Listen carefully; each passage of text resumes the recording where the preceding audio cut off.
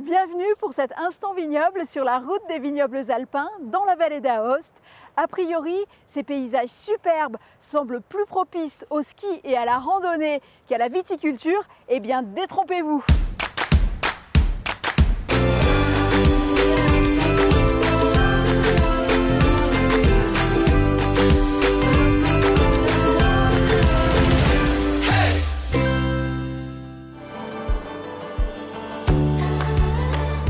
C'est vrai, la montagne n'est pas le milieu le plus favorable à la culture de la vigne.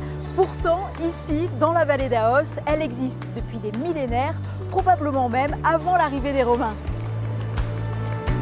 Il faut dire que le climat de la région, chaleur estivale, ventilation continue et pluie modérée, pallie les inconvénients de l'altitude. Le long des 85 km de la Doire-Baltée, les vignes valdôtaines culminent à 1200 mètres et s'accrochent sur des pentes abruptes pouvant atteindre 120%. Des conditions héroïques auxquelles les pratiques culturales ont dû s'adapter.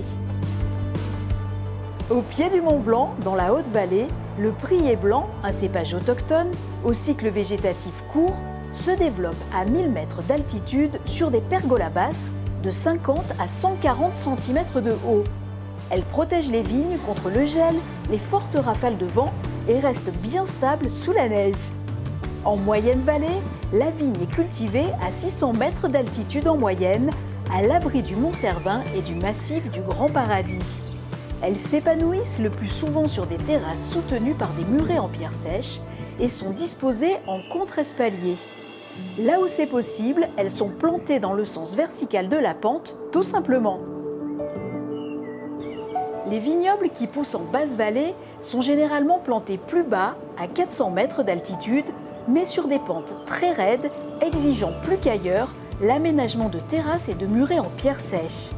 Ces structures peuvent atteindre 5 mètres par endroit et sont nécessairement reliées par des escaliers et parfois des monorails.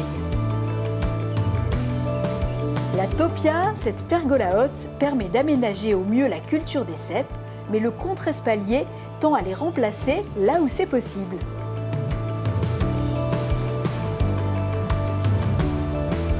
Dans toute la vallée, cela saute aux yeux. Les parcelles sont très fragmentées et les exploitations viticoles petites, seulement 3% d'entre elles dépassent 1 hectare.